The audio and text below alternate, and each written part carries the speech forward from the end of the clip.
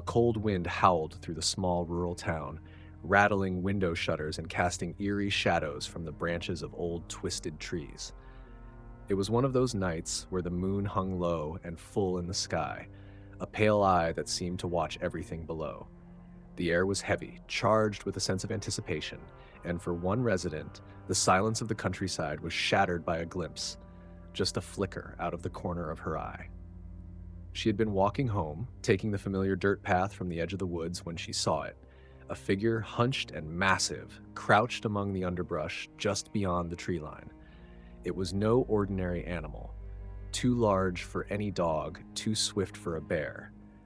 Before she could fully register what she had seen, the shadow was gone, melting back into the darkness with a speed that sent her heart racing. A chill ran down her spine, and she hurried home.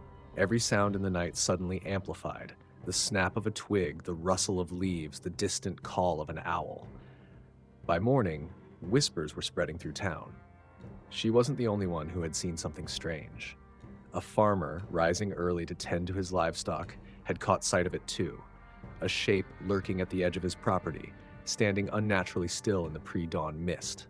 He had reached for his flashlight, but by the time the beam cut through the fog, the shape was gone. Only the faintest impression of enormous paw prints, pressed deep into the soft earth, remained. It didn't take long for the stories to multiply. The local diner buzzed with rumors and half-forgotten tales. Some claimed it was a feral animal, escaped from God knows where, while others swore it was something far stranger. The sightings all had one thing in common. The creature, whatever it was always seen near the same spot, the old caves on the outskirts of town. For as long as anyone could remember, those caves had been a place of caution, a place where kids dared each other to go on summer nights, but rarely stayed long. They were dark, winding, and known to play tricks with sound, making it impossible to tell if a noise was close by or far away. Most townsfolk left the caves well alone. Now, though, they were at the heart of a growing unease. Someone muttered the word Dogman, half as a joke, half in fear, and it stuck. A name for the shadow that seemed to lurk just beyond the edges of reason. As days turned into weeks, more people reported fleeting glimpses of the Dogman, always at dusk, just as the light was fading and the night took on a bluish hue. Those who had seen it described the same thing: a figure that moved with a grace no animal that size should have, eyes that glinted with an unnatural shine, and a sense stronger than fear that whatever it wasn't just watching, it was waiting. The unease that gripped the town only grew, and soon it was impossible to avoid the topic. A local journalist named Clara, always one to chase a good story, decided she couldn't ignore the reports any longer. She had been skeptical at first, dismissing the sightings as mass hysteria or the result of an overactive imagination. But the accounts were consistent, too consistent to brush aside. So Clara began to dig. She started by talking to the locals, gathering their testimonies over coffee at the diner or on their front porches. Each story was different, but they shared the same threads: a hulking figure that seemed to watch without attacking, a feeling of being observed from the edges of the forest, and always the presence of those caves looming in the distance. Some were eager to talk, desperate to have their experiences validated. Others spoke in hushed tones, as if fearful of drawing the creature's attention by merely speaking its name. Clara pored over old town records in the musty library, combing through yellowed newspapers that dated back to the early 1900s. The town's history was unremarkable for the most part, a quiet place that had seen its share of boom and bust. Yet, as she went deeper, she found scattered references to unusual happenings near the caves. Strange animal sightings, mysterious disappearances, whispers of a figure seen in the moonlight. The same descriptions cropped up again and again, decades apart. A creature with a dog's head and the posture of a man, always vanishing before it could be clearly seen. Curiosity began to give way to obsession. She read about an old legend that had circulated among the indigenous tribes long before the town was settled, a tale of a guardian spirit, half man and half beast, who would appear when the land was disturbed or desecrated. The legend was vague, but it was enough to give Clara pause. She couldn't shake the feeling that there was something deeper to the sightings, something ancient and connected to those dark, twisting caves. As Clara's investigation intensified, so did the fear among the townsfolk. Late-night meetings were held in the community hall, with anxious voices rising over the crackle of weak electric lights. Some demanded action, calling for a hunting party to drive out whatever was lurking in the woods. Others pleaded for caution, warning against provoking a creature they did not understand. A divide began to grow between those who wanted answers at any cost and those who feared that some mysteries were better left unsolved. For Clara, the line between curiosity and fear was beginning to blur. She felt the tension in the town, the wary glances cast over shoulders, the sudden silences when someone thought they saw movement in the distance. And then there were the caves themselves, looming just beyond the town's edge, dark mouths opening into the earth like invitations to a secret no one wanted to acknowledge. Something was drawing her there, pulling her deeper into the mystery, but she hesitated, unsure if she was ready for what she might find. It was then that the sightings became bolder. A group of teenagers claimed they had seen the creature at dusk, standing just outside the entrance to the caves, illuminated for a brief moment by the setting sun. Their faces were pale, eyes wide with a mixture of awe and terror, and they swore it had looked directly at them before slipping away into the darkness. Clara knew she couldn't wait any longer. Whatever was out there wasn't going to stay in the shadows forever. Equipped with a flashlight, a camera, and a growing sense of dread, Clara made up her mind. She would go to the caves. She would find the truth. The air was damp and heavy as Clara approached the caves, the light fading quickly behind her as twilight settled over the woods. Each step felt weighted, her breath quick and shallow, but she pressed on, refusing to let the unease twist her resolve into fear. The path wound narrowly between towering trees, their gnarled branches tangling above her like skeletal fingers, and with each step the hum of the town behind her grew fainter, replaced by the deep silence of the forest. The cave entrances loomed ahead, jagged black mouths gaping open against the rocky hillside. She hesitated for a moment, switching on her flashlight, the beam cutting a narrow path through the inky dark. It flickered slightly, as if the batteries were already failing, and she swallowed hard, pushing forward. The cave walls were cold, damp to the touch, and the air smelled of wet earth and something metallic, almost like old blood. A low hum filled her ears, her own racing heartbeat echoing in the tight, confined space. She moved deeper, noting strange scratches along the stone, as if some enormous creature had dragged its claws there over the years. The marks seemed almost deliberate, as if forming a pattern she couldn't quite discern. Clara snapped a few photos, though the flash of her camera only deepened the shadows around her. A few steps more, and she spotted the first sign that made her blood run cold. An old, tattered jacket, half buried in the dirt, its fabric shredded and stained. It looked as though it had been there for years, abandoned by someone who had never come back to claim it. She knelt, touching the edge of the fabric with trembling fingers, but a sudden sound made her freeze. Something moved in the darkness ahead. She held her breath, straining to listen, as the echo of a low, rasping breath filtered through the cave. Her flashlight beam danced wildly, struggling to focus, but all she could see were more shadows, deeper blackness, and the vague suggestion of movement, something large, just out of sight. Clara's heart pounded as she stumbled backward, her flashlight catching on something else. Symbols, etched into the rock with a precision that seemed almost ritualistic. They were faded, half erased by time and weather, but unmistakably deliberate. Strange, looping patterns that reminded her of the tribal symbols she'd seen in her research, yet distorted, almost wrong. A cold draft pushed past her, and she shivered, the sense of being watched pressing down harder with each passing second. She couldn't shake the feeling that there was something, someone, just beyond the edge of the light, waiting. Gathering what courage she had left, Clara forced herself to go deeper, inch by inch, until she saw it. A flash of movement, something ducking around a bend further in the cave. Her flashlight caught a glimpse, a flash of fur, a gleam of eyes reflecting back at her, then nothing. She staggered, almost dropping the flashlight, the panic rising. But a part of her, the part that was determined to understand, refused to leave. She had to know. She had to see what was hiding in the darkness. She pressed forward until the cave walls seemed to close in around her, tighter and more confining, the path narrowing until she was almost crawling. The darkness ahead seemed impenetrable, the air thick and still, but she kept going until she reached a wider chamber that opened up like a hollowed-out cathedral. Her flashlight revealed more markings on the walls, circles and lines intersecting in strange ways, as if forming a story she couldn't read. But there was something else, too. Signs of life. A tattered blanket, old cans of food, a rusted lantern. Someone had been living here, hiding here. The realization struck her like a blow, and she had just enough time to snap another picture before she heard the sound again. A low, rumbling growl that seemed to come from all directions at once. Her pulse raced as she spun, the flashlight beam swinging wildly, catching only flashes of stone and shadow.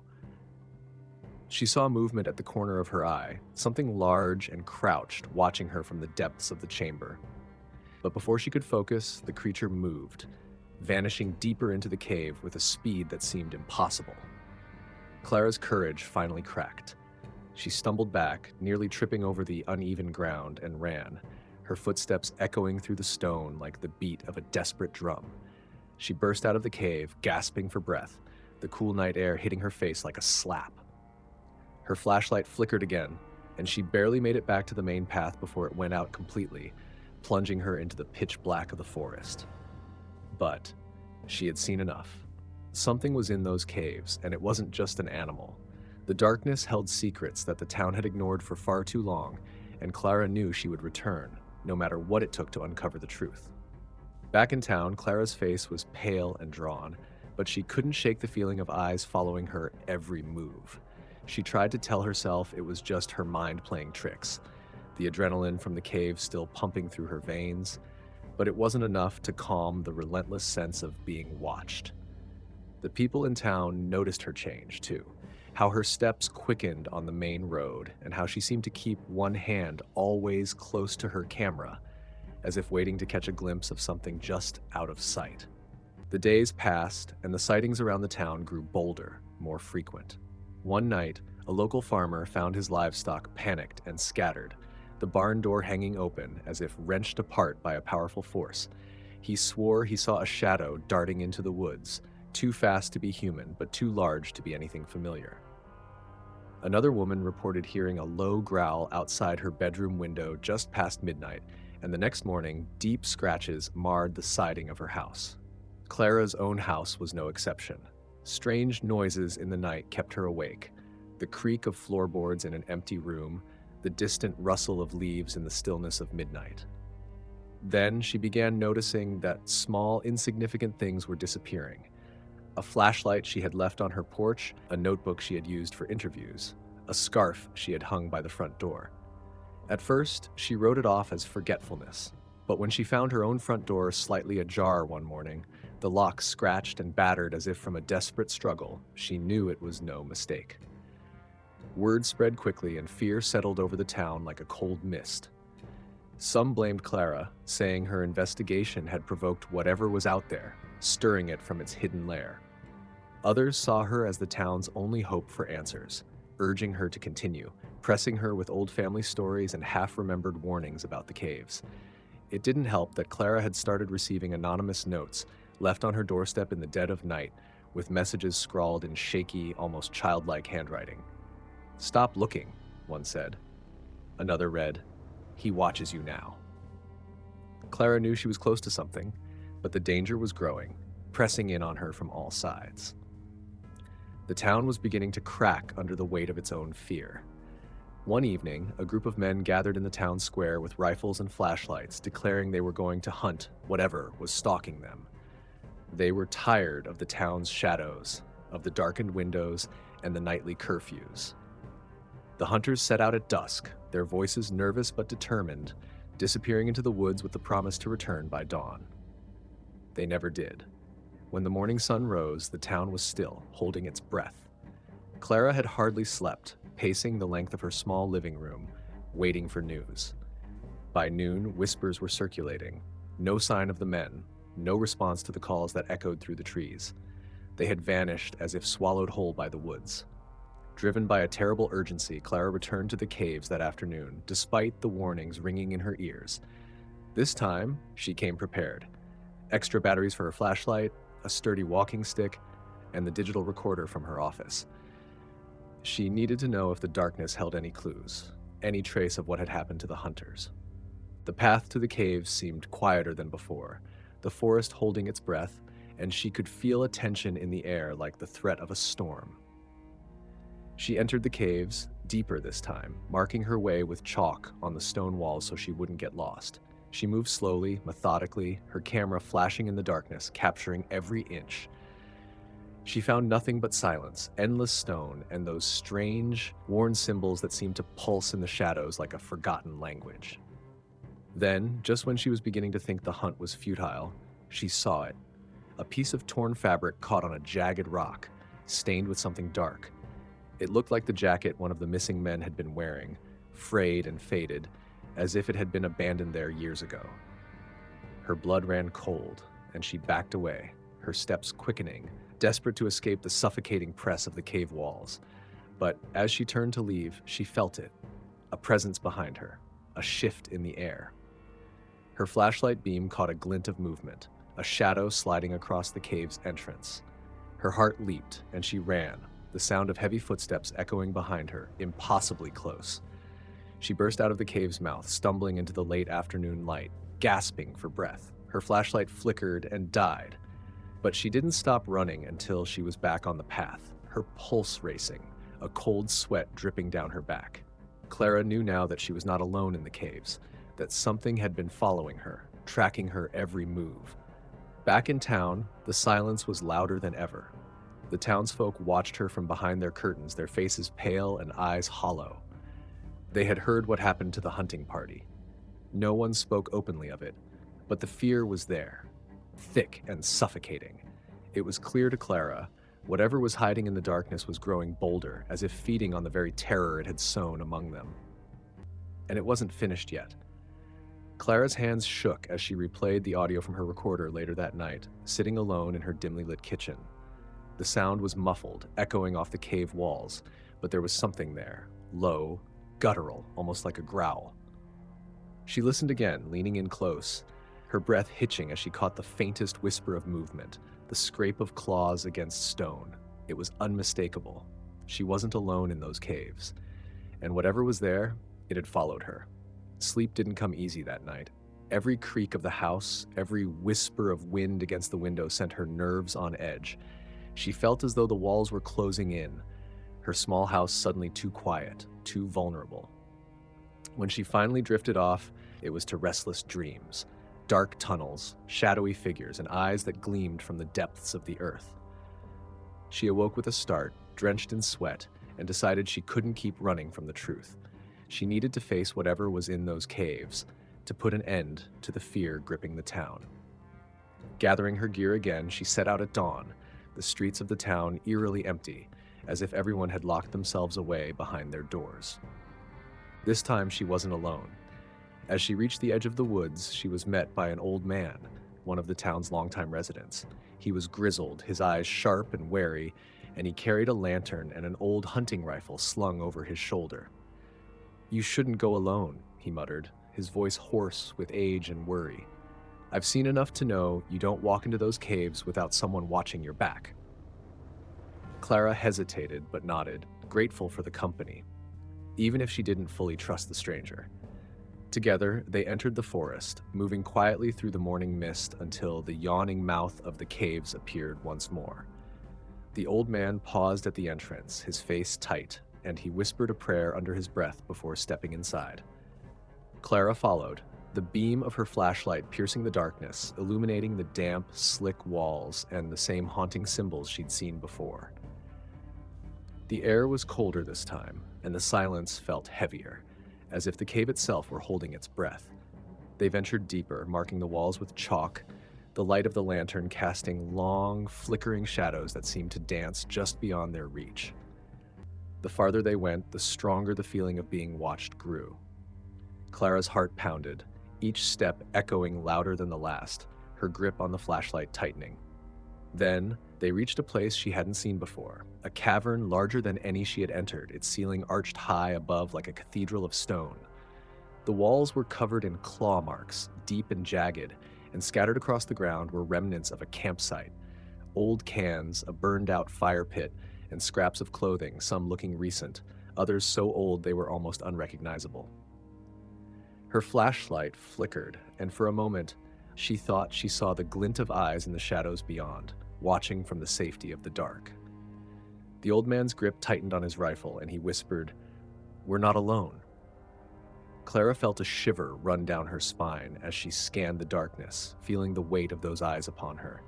Her fingers fumbled for her camera, snapping photos in rapid succession, the flash illuminating glimpses of the cavern, a pile of bones in one corner, shredded fabric tangled among the rocks, and finally a figure half hidden in the shadows, its eyes reflecting the light like embers.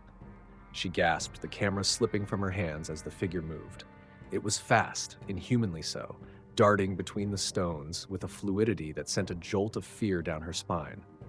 The old man raised his rifle, his eyes wide, but Clara reached out, stopping him.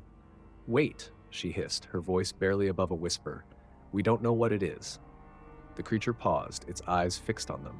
It was closer now, and for the first time she could make out details: fur matted and gray, muscles coiled beneath the skin, and a face that was both beastly and eerily human. Its eyes were intelligent, almost pained, and for a moment Clara felt a pang of something other than fear. Was it anger she saw there, or was it sorrow? Then the cave rumbled, a low vibration that sent dust falling from the ceiling. The old man stumbled, and the creature flinched, retreating further into the shadows. Clara's heart pounded as she watched it disappear, but the tremors grew stronger. The ground beneath them began to shift, and she knew they had to move. "We need to go! Now!" she shouted, grabbing the old man's arm as the walls of the cave groaned under the pressure. They ran, the cave collapsing behind them, stones crashing to the ground in a roar of noise. Clara's flashlight bounced wildly as they sprinted through the narrow passageways, her lungs burning, the sound of crumbling rock echoing in her ears. They barely made it out, stumbling into the open air just as the entrance caved in, sealing the darkness behind a wall of rubble. Breathless and shaken, Clara and the old man stared at the collapsed cave, its secrets now buried beneath tons of stone. The old man shook his head, his voice low and grim. "We disturbed something we shouldn't have." Clara nodded, the weight of what she had seen pressing down on her.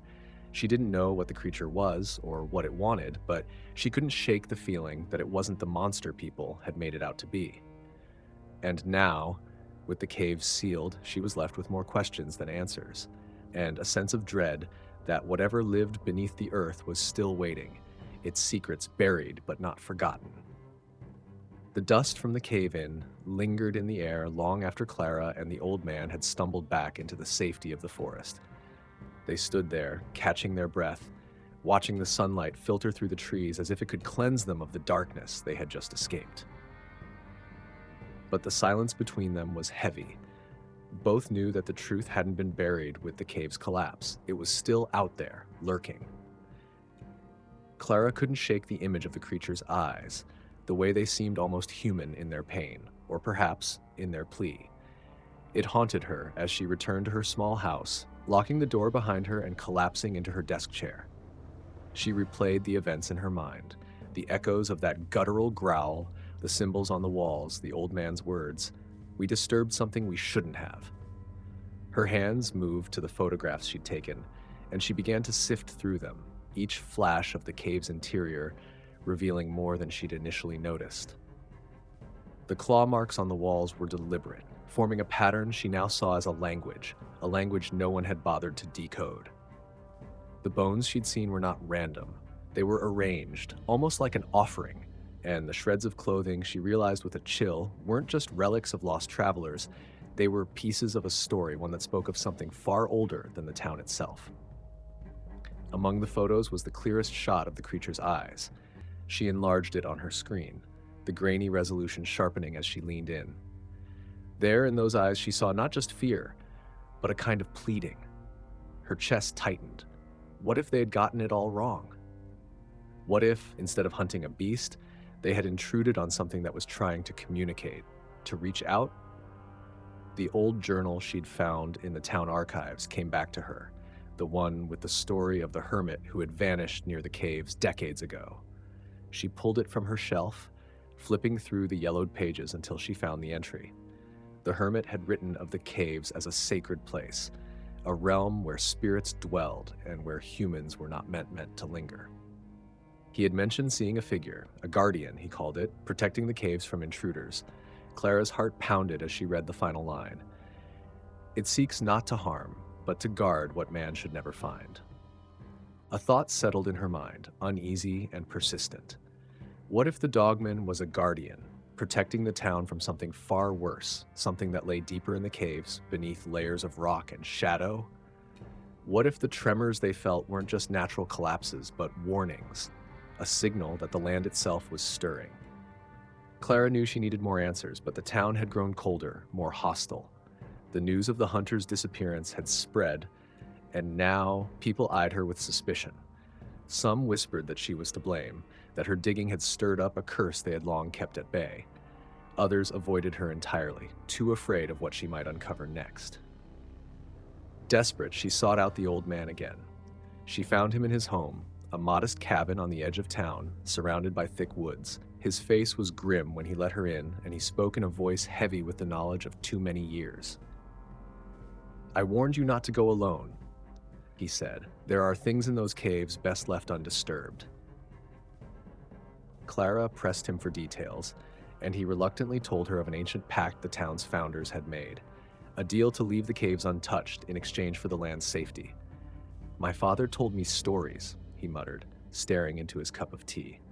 "The Guardian was real," he said, "and it only showed itself when the balance was threatened. Folks around here have forgotten that." As the old man spoke, a memory clicked in Clara's mind. The rumors she had heard about developers eyeing the area for expansion, plans to build a road that would cut right through the forest. The town council had voted against it, but the pressure was mounting.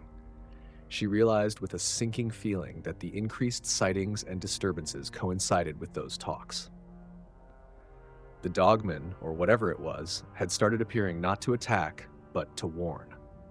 Her investigation was turning up more than she'd bargained for. The Guardian wasn't the monster. It was a protector.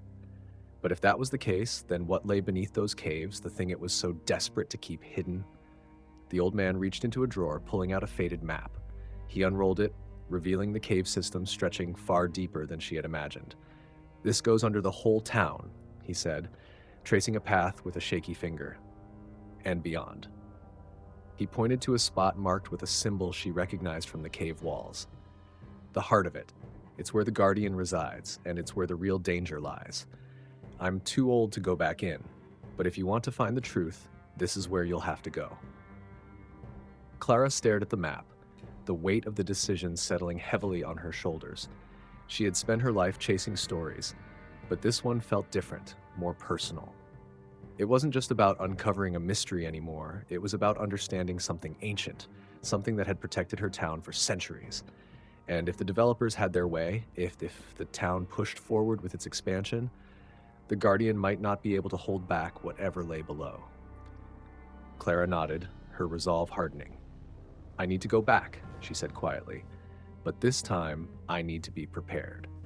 As she left the old man's cabin, the sun dipped below the horizon, and the shadows stretched long across the ground. She knew the caves held secrets, secrets that the town had buried in the past, secrets that were resurfacing now, clawing their way back into the light. And as she walked, the night seemed to whisper around her, a reminder that she was far from finished. The night air was cool and heavy as Clara prepared herself for what she knew would be the final descent.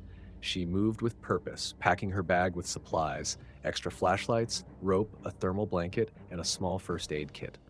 She tucked the old man's map carefully into her pocket, the lines and symbols etched into her mind. This time, she wasn't going in just to find the creature. She was going to the heart of the caves, to the source of the legend itself. Clara's hands trembled as she started her car, the engine's rumble filling the quiet streets. She drove with the headlights off until she reached the edge of the woods, not wanting to draw any more attention than necessary.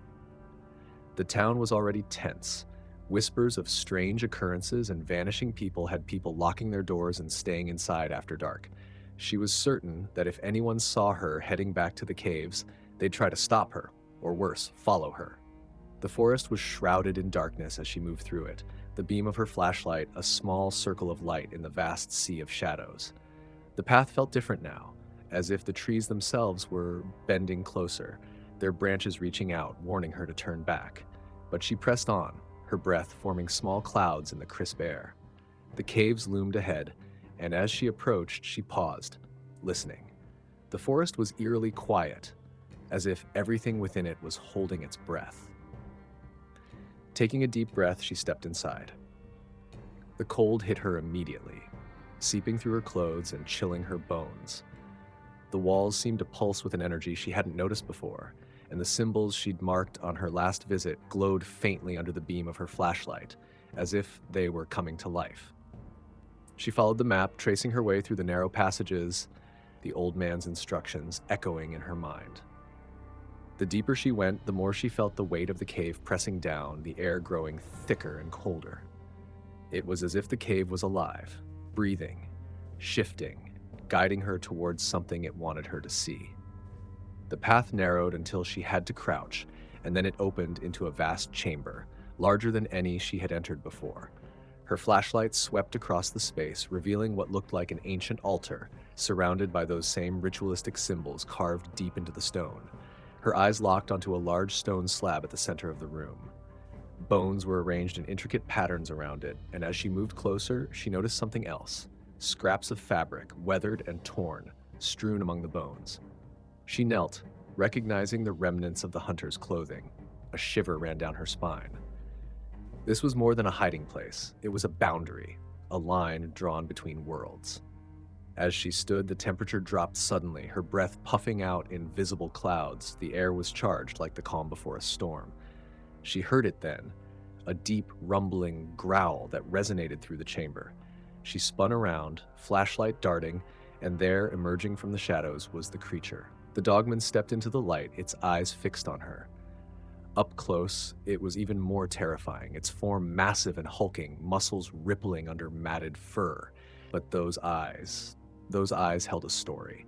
Clara's heart pounded, but she held her ground, lifting her hands slowly to show she wasn't a threat. She spoke, her voice steady despite the fear gripping her. "I know you're protecting something. I know you're trying to warn us." The creature's growl softened, and it tilted its head, almost as if it were listening, understanding. Clara felt a strange connection, a pull between them, and she continued. "I don't want to harm you. I just need to know the truth." The dogman's gaze remained locked on hers, and then, slowly, it turned its head toward the far wall of the chamber. Clara followed its line of sight, and there, barely visible beneath a thick curtain of vines and stone, was an ancient door, carved with the same symbols she'd seen throughout the caves, but far more elaborate. She felt the air shift as the creature moved beside her, and as it brushed against her arm, she felt a surge of energy, like an electric current. Understanding dawned. The door was the boundary the creature guarded, the gateway to whatever had been protecting for centuries. Clara stepped forward, hand trembling as she reached out to brush aside the vines. The carvings glowed faintly under her touch, and the air vibrated with a low hum. She glanced back at the dogman, who stood motionless, its eyes filled with an emotion she couldn't quite decipher. Was it fear, or was it acceptance? She pushed on the door, feeling the stone shift beneath her hand. It creaked open, revealing a darkness deeper than anything she had seen before. The air coming from the opening was ancient, heavy with the scent of earth and time. Clara hesitated, her instincts screaming at her to turn back. But she had come too far, and she needed to know what lay beyond. She stepped through the doorway, the dogman following close behind. The chamber on the other side was vast, its walls lined with relics from another age, bones of creatures she didn't recognize, symbols etched in silver and gold, and at the center, an enormous stone seal covered in runes. She felt a shiver run through her as she realized what it was, the true heart of the caves. As she moved closer, the air around her grew colder still, and the chamber trembled, dust falling from the ceiling. The dogman growled low, its eyes darting to the shadows, and she knew instinctively that whatever lay beneath that seal was waking. She had crossed into a place she was never meant to be, and now the Guardian was bracing for the fight to come. Clara snapped photos, her hands shaking, capturing the symbols, the seal, the ancient relics. The truth wasn't about the creature, it was about what the creature had been tasked to keep hidden. She realized then that the caves were a prison, and the Guardian was the last line of defense against something far older, far more dangerous than anyone had ever imagined. The ground shook again, this time with more force, and she knew she couldn't linger. The Guardian nudged her, its eyes urging her back toward the entrance. As she stumbled through the doorway, the creature paused, its gaze lingering on the seal. It looked at her one last time, and she understood. It was ready to hold the line, to protect its world and hers, even if it meant being lost to the darkness forever. Clara emerged into the open air, the night cool against her skin. Behind her, the cave entrance began to collapse once more, sealing off the chamber and the ancient evil it held. She watched as the dust settled, her heart heavy with the knowledge that the Guardian had made its choice. The town would never know the full truth of what she had seen, but as Clara drove back under the light of the rising moon, she knew one thing for certain. Some mysteries were meant to stay hidden, guarded by those willing to sacrifice everything to keep the balance, and she would carry that secret, knowing that the real story was far more than anyone could ever imagine.